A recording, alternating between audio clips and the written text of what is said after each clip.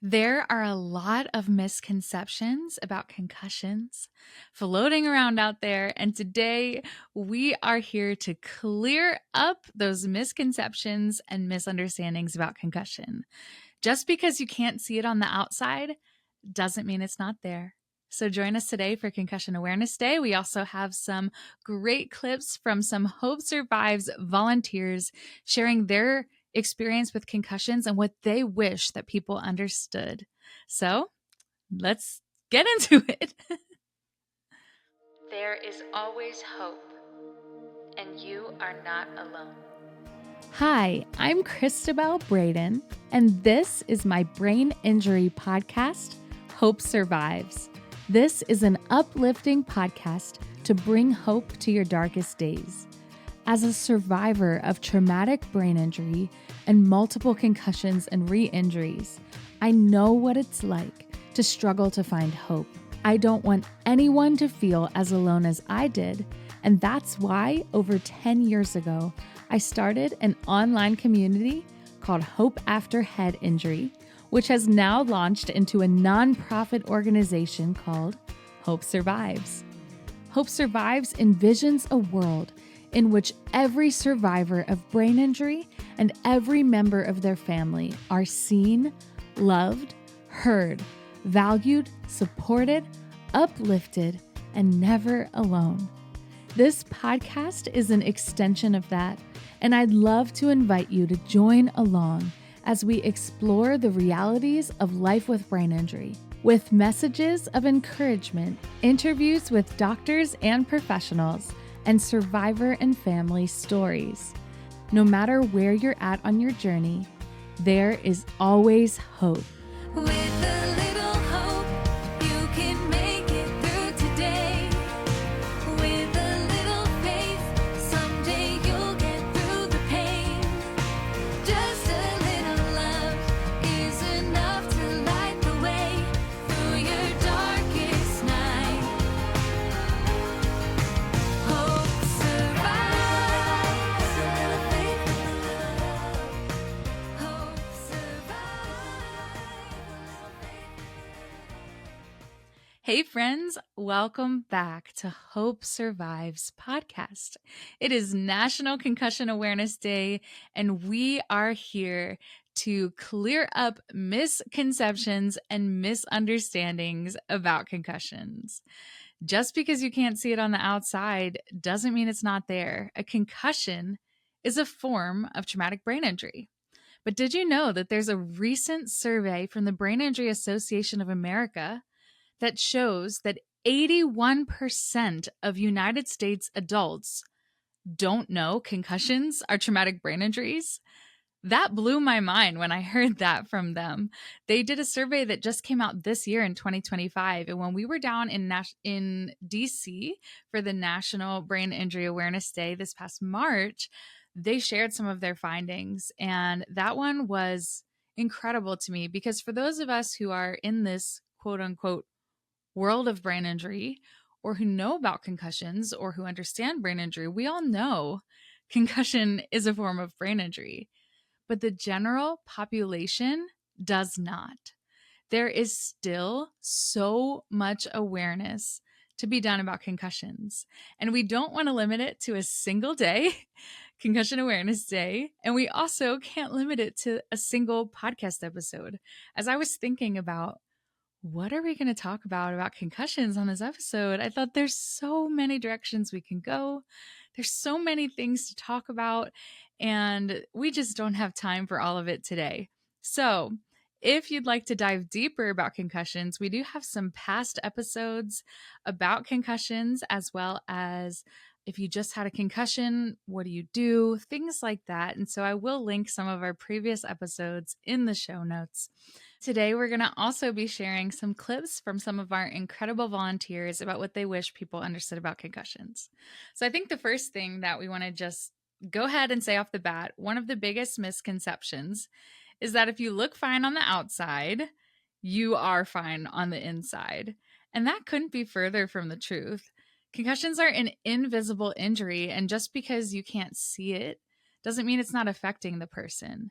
just because you have a conversation with somebody for 15 minutes, 30 minutes, doesn't mean that every day, all day, they are able to communicate that way. This is something I've personally experienced in my journey with multiple concussions. Some of you may know that I had my first traumatic brain injury many years ago, and that was kind of our entrance into the world of brain injury. I had to relearn how to get dressed, how to take a shower.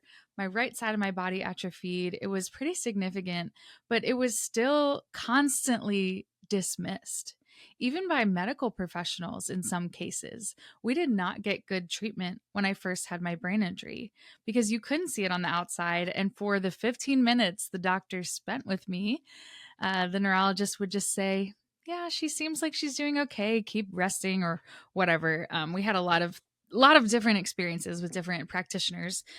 Thankfully, eventually found the right treatment, but us not finding the right help was the catalyst that led to me wanting to start Hope After Head Injury, eventually lead into starting the nonprofit Hope Survives, creating this podcast to help bring more help, because I know what it's like to feel like you're not believed about your injury. And sometimes it's even in the medical field. And then sometimes it's even friends and family, coworkers, friends at school, wherever you're at in your journey. Because you can't see it and because you might be able to talk for however long doesn't mean that you're always able to interact that way. There are symptoms like memory issues. You can't see a memory issue unless you spend enough time with somebody to be able to notice that they're forgetting things. Trouble focusing, you can't see that on the outside unless you spend enough time with someone to see how inconsistent their ability to focus is. The same thing with mood changes or fatigue or sensory sensitivities with lights and noise and sounds and feeling overstimulated. It can be so overwhelming to look fine on the outside, but you sometimes kind of feel like you're going crazy. Or I've had people in our support group say, my family is telling me that I'm lazy, but I have no energy. I am fatigued and brain fatigued, and I just can't do it. But it's so hard when you can't see it. So one of the main misconceptions is because you look fine, that you feel fine. Along those lines, I'm here to bust the myth that mild means mild effect on your life. That couldn't be further from the truth. So many people say, well, it was just a mild concussion. Mild is a medical term in a classification system based on the Glasgow Coma Scale that's been used for over 50 years. This term is now considered outdated and ineffective and even inaccurate because it leads to inaccurate perceptions of brain injury. So there is a classification system that says mild, moderate, and severe when it comes to traumatic brain injury. There has recently, according to the Brain Injury Association of America, been a call where critics of this are trying to come up with a new classification system. Because why are we still classifying brain injuries the way it was 50 years ago? If somebody hears mild TBI or mild concussion, they think, no big deal. That's not true. Mild is simply a medical term. So I've even had people that I've known in life, like friends or that I've interacted with, and they've gotten a concussion, and I reach out to them, say, hey, if you want, I'm here. I do work with concussions every day. And they're usually like, oh, it's mild. It's not a big deal. I've had somebody say that to me. Like, they just said it was mild concussion. I'll be fine. Months pass. And then 6 months later, they're reaching out to me. Hey, I'm still struggling. What's going on? And it can lead to misunderstandings even for you as the patient. So to clarify, a mild brain injury simply means that you didn't lose consciousness for too long and that you weren't in a coma. It doesn't mean anything beyond that, really. So this is my vernacular speaking, of course. You can look it up if you want to learn more about like the very specifics, but for the podcast, I'm going to keep it colloquial, as they say. But mild does not mean a mild effect on your life. That's just what I want us to come away from this. Concussions, for some, they do recover from them. And for some people, it's a couple weeks. For some people, it's a couple months. And for some people, it's years that turns into lifelong problems. Every brain injury is different, and there's no way to tell from the outside what somebody's actually going through. So basically, believe people if they're struggling and realize that mild doesn't mean that it's not a big deal. Another big misconception is that you actually have to hit your head to get a concussion, or you have to be knocked out or lose consciousness. But the truth is that most concussions do not involve loss of consciousness. They also normally don't show up on brain scans. Believe it or not, CT scans or MRIs are meant to diagnose a deeper brain injury issue like bleeding on the brain or something more serious. And when you have a concussion, they do those to rule it out.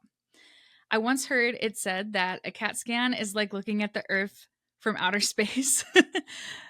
You cannot see the roads and the details. And the same thing with your brain. These imagings are actually very crude compared to the detail that your brain has. So a concussion is typically more of what they would consider a functional injury rather than a structural injury. And so you can't always see it on brain scans, but that doesn't mean that you're not having serious problems. These functional injuries like eye movement problems and balance and all of these things that can get knocked off with a concussion doesn't show up on a brain scan. And that's why you need a practitioner that is able to see and treat the symptoms, not necessarily just what they see on the CAT scans, which is why neurologists are not always the best doctors for concussion.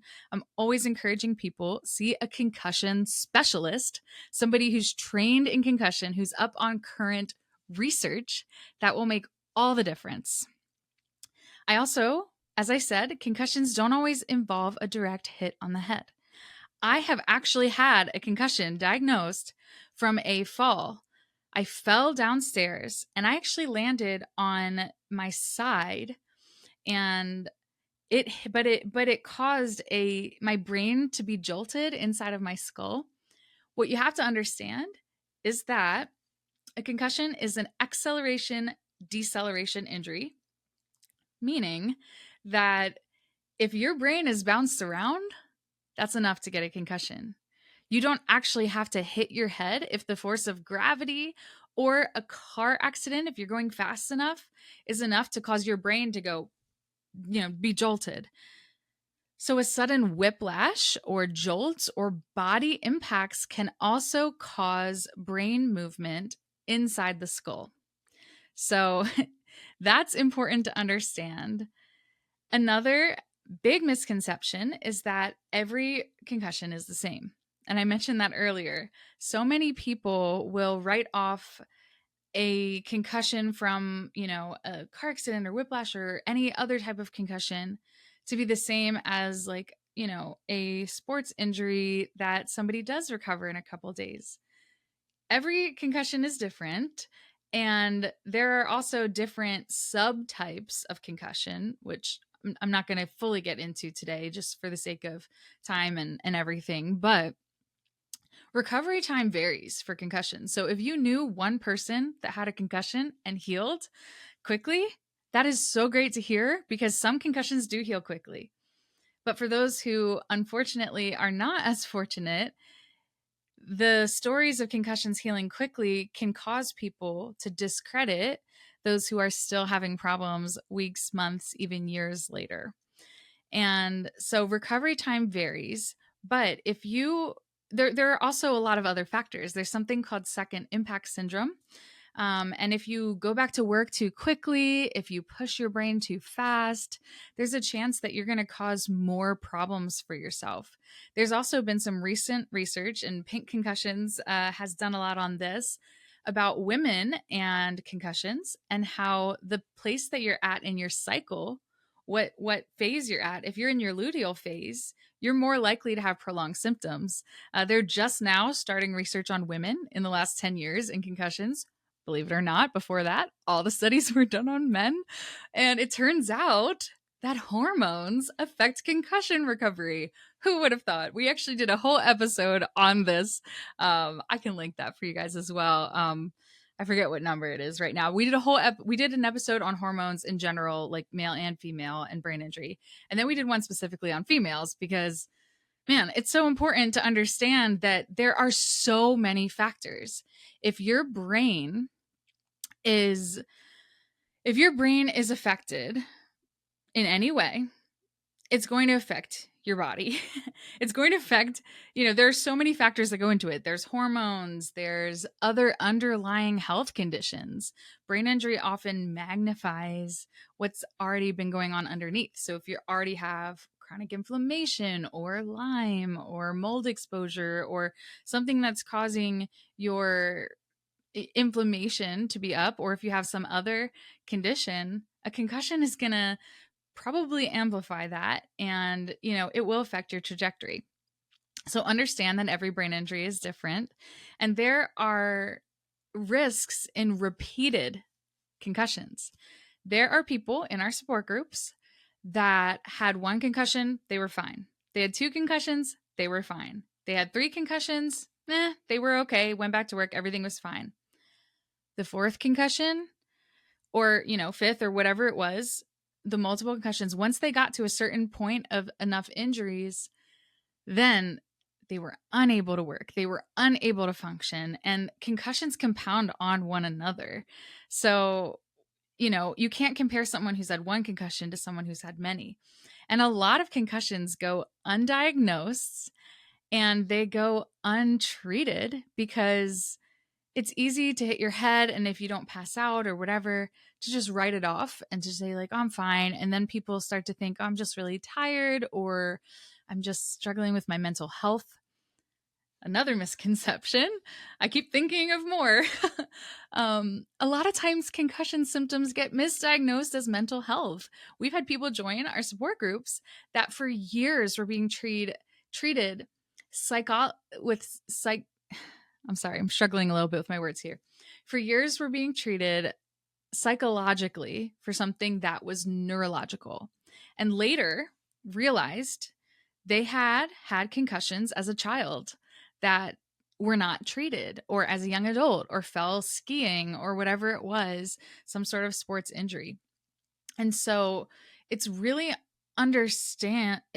important to understand that concussion symptoms are real and they affect more people than you realize. I mean, pretty much everybody knows someone who's had a concussion. The downside of that is a lot of people see people heal and recover from them, and then they discredit those who are not able to. So for those who have persistent post-concussion symptoms, or some people would call it post-concussion syndrome, or prolonged post-concussion symptoms, or persistent concussion symptoms. There's a lot of different lingo out there. But for the symptoms that do not resolve, these people have brain injuries that affect their life, affect their employment. Some people can't work. It's really, really important. And of course, that's why Hope Survives exists. That's where we come in to come around side of you and your family, and to say you're not alone, and to help you know that there's hope, there's healing, there's new treatments coming out every day, there's new research coming out all the time. And there is so much hope to recover and to move forward and to have a better quality of life. Even if you've had multiple concussions, even if you've had a more severe traumatic brain injury or a stroke or whatever it is, that's what we're here for. And so if this, misconceptions has helped you, please send it to somebody in your life. Send this episode or post it online. It's on our website, and you can share this video, this episode, or the page from our site to let people know that these misconceptions about concussions, it matters. Awareness matters, because you don't know that you need awareness about brain injury until you or someone you love has a brain injury. You don't need to know about the signs and symptoms of concussion until you're experiencing it yourself.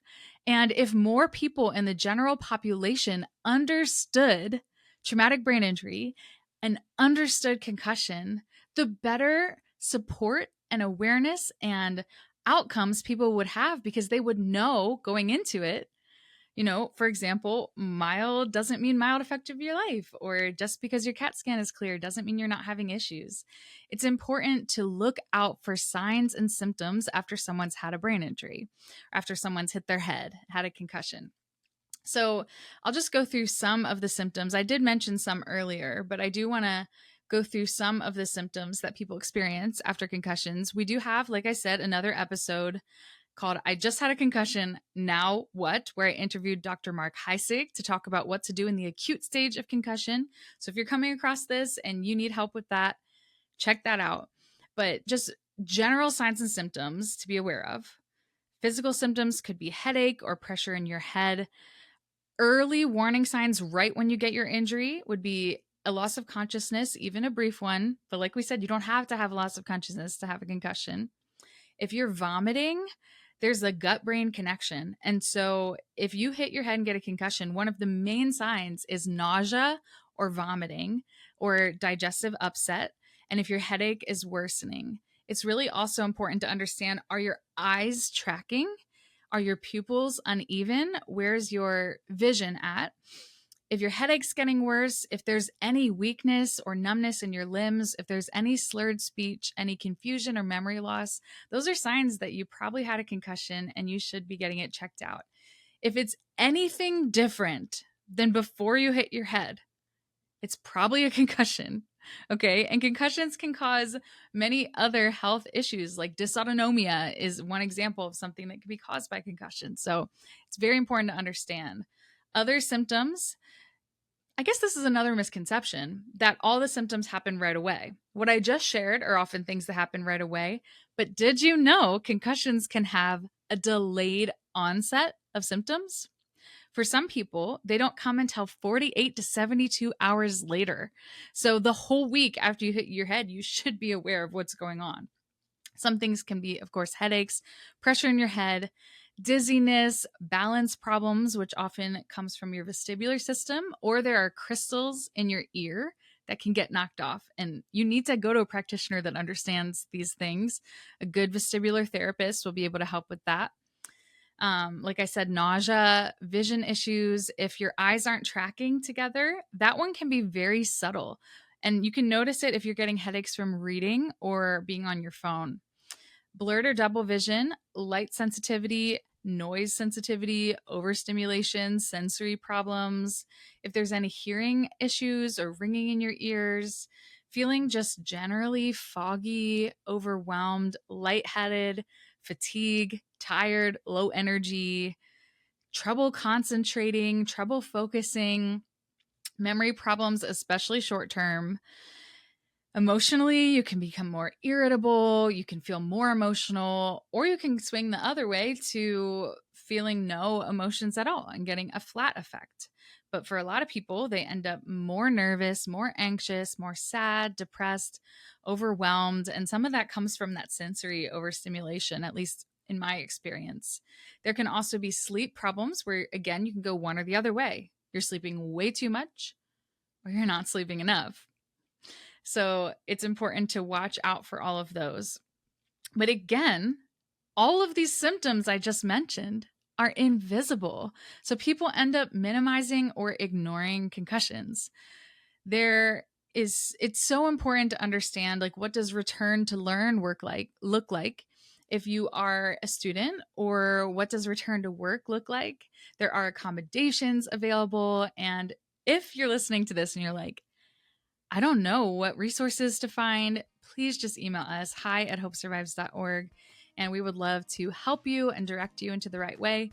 We have some stuff on our website as well, but we want you to know you're not alone. And I want to encourage and empower you to use your voice to bring awareness, because these misconceptions are widespread, but together our voices can make a difference. So speaking of voices, I'm so excited to share some of these clips from our incredible volunteers sharing about what they wish people understood about concussions.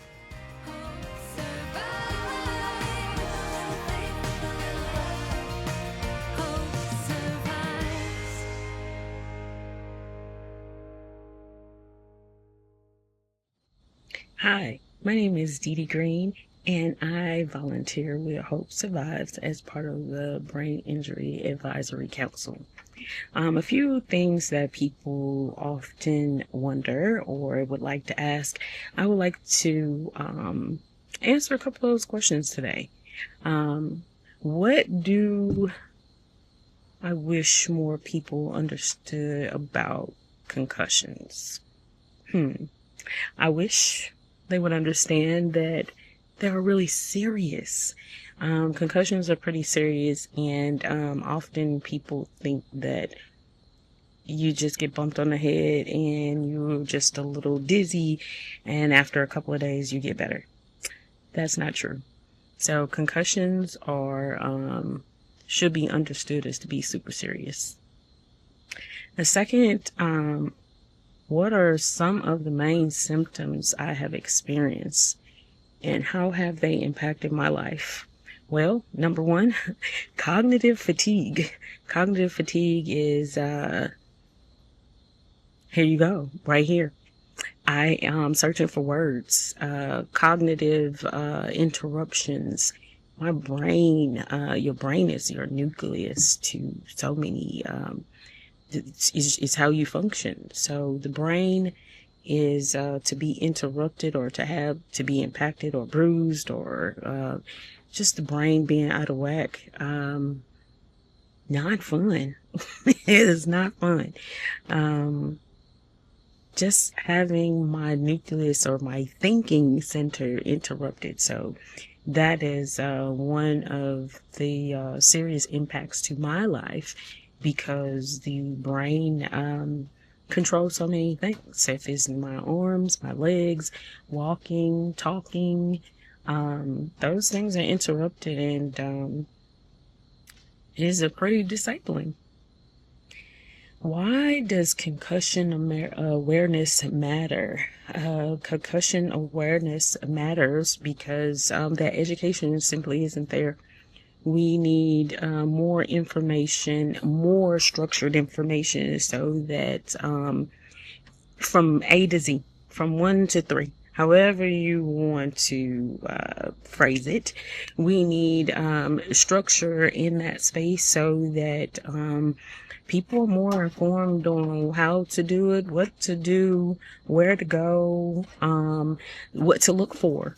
Because it could be one simple thing, and that one simple thing could be huge. It could be monumental to your healing. So more information is needed, and more structured information. I'm trying to do this outside, and outside does not like me today. How does living with an invisible injury impact me? People think that I'm better than I am, and I'm not. People think that I can understand like I used to, and it takes me a little longer to process. So sometimes my injury, well, a lot of times, my injury just isn't taken seriously. People think that, oh, it's just today, or it's just a fleeting phase. No, I am 6-year thriving, surviving, figuring it out after a debilitating concussion. So because I look great today, you don't know that I've been in bed for a week, or if I've been in the house for a week. Even my glasses, see my glasses, they're changing with the sun. I wanted to be outside because I've been in the house for a couple of days, and look, my glasses are helping me to be outside because I have light sensitivity now. So my eyes burn like a vampire, and I'm on fire. So yeah. Yeah, you're seeing it in action. These are things that we use where you might think I have cool glasses. They're here to help me. And lastly, what is a common misconception about concussions? That they're not serious. That there is just a bump on the head. So that's a huge misconception about concussions, or that they're not that serious. So those are my answers to, what about concussions and why it matters and what it could cause and how it impacts life. But protect your melon, and you are not alone. Those are my questions for today and my answers for today. Thanks. I'm Didi Green with Hope Survives, and I hope this helps out. Happy Concussion Awareness Day. Hi, my name is Emily. I volunteer with Hope Survives as a part of the prayer team. A common misconception about concussions is that they don't last very long. Concussions can actually last years. I am going on 4+ years of dealing with my concussion every single day. Something that I wish more people knew about concussions is that it can affect you out of the blue. Some days I have made plans and I have to cancel last second because of an onslaught of symptoms of dizziness, migraine headaches, not being able to see. I have trouble with my speech, just a whole lot of symptoms that you wouldn't think would happen just out of the blue like that, but they can. Yeah.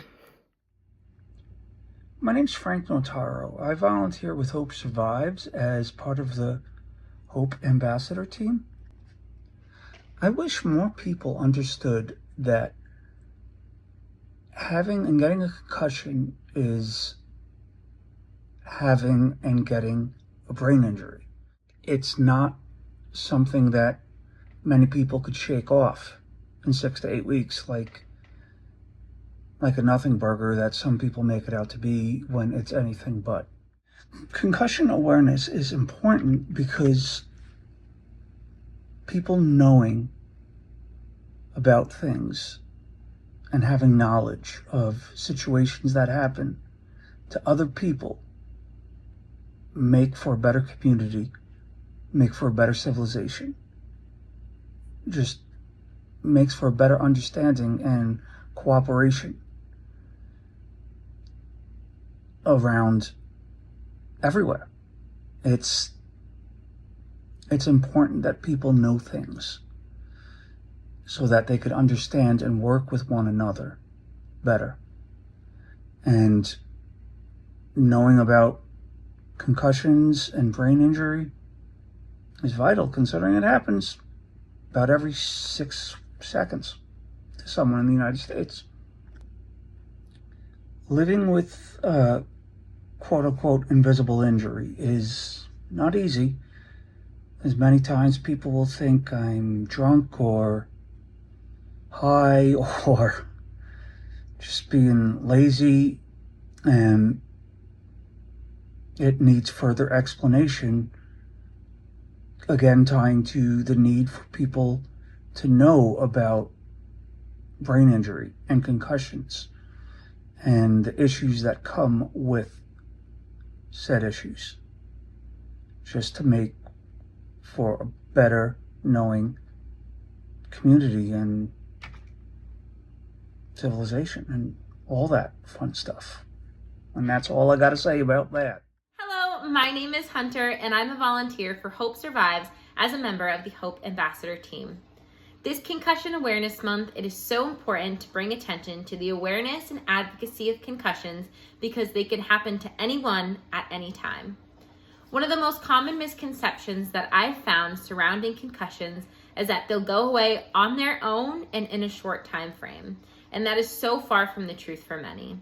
There's actually something called PCS, post-concussive syndrome, and this is when the effects of a concussion are long-lasting and impact someone's day-to-day life. Something I wish more people understood about concussions is that the invisible nature of them often brings a sense of frustration. You don't have a Band-Aid or a cast on your brain that people can see while you're walking around, so it feels like people don't understand what you're going through. One of the most powerful things you can do if you've sustained a concussion or know someone that has a concussion is to share your story and experiences. When we do this, we are sharing the power of knowledge, and that allows us to better support the concussion community. Something that I wish more people understood about concussions is that they're kind of like snowflakes. No two are alike. You can have two people who sustain their brain injury at the same time, yet have completely different experiences. It's also not a one-size-fits-all experience. You might have a certain therapy that works really well on one concussion patient, but have a negative effect on another concussion patient. And there's different areas of the brain that are affected, and the brain is already complicated. So as you can imagine, concussion recovery can be complicated too. Hello, my name is Christine. I'm a volunteer with Hope Survives on the Brain Injury Advisory Council. It's so nice to meet you, at least virtually. My name is Christine, and I will be with you for the next minute or 2 minutes or so, talking about a topic that's near and dear to my heart: traumatic brain injury, TBI, the invisible illness, as it's sometimes called. Why is this so important to me? Because you are looking at someone who has a TBI. And my experience has been that there's a lot of myths, a lot of misconceptions out there about it. And one of it is that we should just be able to shake it off. Or everybody gets tired. What's the big deal about fatigue for you? Why is it any different? Or, don't you think you're blowing this out of proportion? Now, those are just some of the things, but I know that there are more out there. And the invisible illness means that sometimes we may look okay, lip gloss it off, dress it off. However, you don't see us all the time when our vestibular system is shot, when our words, in my case, aphasia kicks in, and it's like my words are stuck in a bubble. You don't see the fatigue, as we call it, spoons. We only have a limited amount of spoons, or small size spoons. So when we do things that sometimes are taken, that we forget how important those time limits are, like taking a shower, brushing your teeth, getting dressed, all those things done back to back to back kicks in the fatigue. And then we have to rest because our spoon is done. And then you add, if you have to,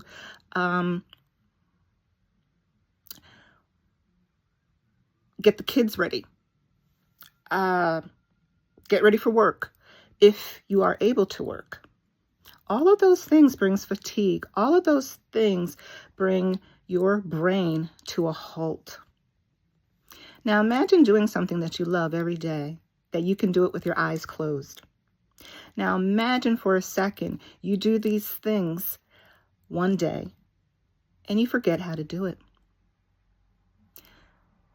Do you rely on muscle memory, or do you rely on your brain? Guess what? Both are connected. So you inside might know what to do, but your brain has taken a little break. And it's left you feeling scared. It's left you feeling depressed. And those are some of the things that the invisible illness brings with it. Its little friends, its little minions. And those are the things that TBI survivors have to deal with on a daily basis. So when we talk about TBI and we talk about the invisible illness, I like to shed some light. Just because you don't walk in our path does not mean that we don't need someone to walk alongside of us, judgment-free and full of compassion. Thank you. Hi, my name is Ayana, and I volunteer with Hope Survives as part of the Hope Ambassador team. One thing I really wish more people understood about concussions is that after you get one, your brain becomes way more susceptible to getting another. It's not that I never want to participate in certain activities, it's just that I have to be more careful to avoid putting myself at risk. Taking precautions is about keeping myself safe and protecting my long-term health. You only get one brain, and it's not about being overly cautious, it's about being smart and making sure that I can enjoy life without the risk of further injury. Concussion awareness is important because a lot of people don't fully understand how serious they can be. Only 19% of US adults recognize concussions as traumatic brain injuries. This lack of knowledge can make it harder for people who get concussions to actually get the help that they need. When someone has a concussion, they need time to heal, but it's not always easy to get the right accommodations. I know, whether in school, work, or even at home, without proper awareness, it can be hard for people to understand why they need extra support, and this can lead to a longer recovery or even more injuries. Hi, I am Holly, and I volunteer with Hope Survives as a Hope Ambassador. And today I'm going to talk to you about my concussion. I am well known to have a traumatic brain injury from a motor vehicle crash 26 years ago, but a lot of people don't realize that I sustained a concussion in December 2019. I was working at an event for work, and somebody was putting up their display, and a steel rod came and smashed down on top of my head. I didn't think about the fact that I had a concussion right away. I thought, oh no, I'm going to irritate my brain injury. But the two together were compounding factors. And with my traumatic brain injury, I had never had a rage issue or an anger issue. But the concussion brought a whole bunch of rage and a whole bunch of anger my way that I needed to get some help for. I had lived with this invisible injury now for 26 years, so I'm used to people saying that I look normal, and I'm not exactly sure what I'm supposed to look like because we can't see each other's brains. What I do know from living with a traumatic brain injury for 26 years and a concussion for 6 is that it's such an important piece of information that my friend Allie and I were just discussing. You can fire your doctors. You can absolutely fire your doctors. Each brain injury or each concussion is bio-individual, and so you need to be treated that way. And if you know something's wrong and you're not getting the help you need by the healthcare professional you're seeing, just move on. It's okay. You can fire them. You can move on to the next doctor, the next clinic. I have used a lot of Eastern and Western medicine to help with my brain injury and concussion and brain balancing. And so I just think that's so important. And the last thing that I think is exciting is that I have had a public service career working in traffic safety. And so I know that there are helmets out there for motorcyclists that have an airbag that deploys to help prevent brain injuries and concussions. And we know that football helmets now have those covers to help with the concussions. But what are we doing for the soccer kids? I'm really concerned about the soccer kids. And also, I love Pink Concussions. That's an all-female group that looks at how female hormones can help or hinder the recovery process. So if you are a gal and you're curious about that, check them out because they're a great resource too. And I just love Hope Survives, and I love being an ambassador for this program, and I hope you're all well. Take care. My name is Shaun Best, and I volunteer with Hope Survives as part of their prayer team. Number one question, what do you wish more people understood about concussions? I've had 57 concussions or falls to the ground since 1978. This image is keeping me from employment. The correct medication for my balance disorder was not prescribed until January 5 of 2024 by Centerwell in Beaumont, Texas. Thus I remain unemployed. One must never give up. Hi, my name is Charlotte. I'm from Nebraska. I'm here with my dog Penny. She decided she'd like to talk about this for Hope Survives. I'm an ambassador, and I still struggle after being diagnosed with a mild concussion in 2018. I feel like I am getting better. I relearned how to walk, talk, read, write, and every day seems like a different day, but it's beautiful days outside like this, enjoying the sunshine, that make me feel a whole lot better. Thank you to our volunteers for sharing. You are all incredible, and those represented on this video, and also those who were not able to send in videos. We love you all. We're so grateful you're part of the Hope Survives community. If you're interested in volunteering or getting involved, we would love to have you visit hopesurvives.org or email us hi@hopesurvives.org if you'd like to join our Hope Ambassador team or our prayer team, or if you'd like to volunteer on another level as far as helping with a committee or fundraising or programs or whatever your interest is. We would love to hear from you and connect with you. We also have, as you may or may not know, depending on how long you've been here, we have support groups. We have Hope After Head Injury that happens twice a month.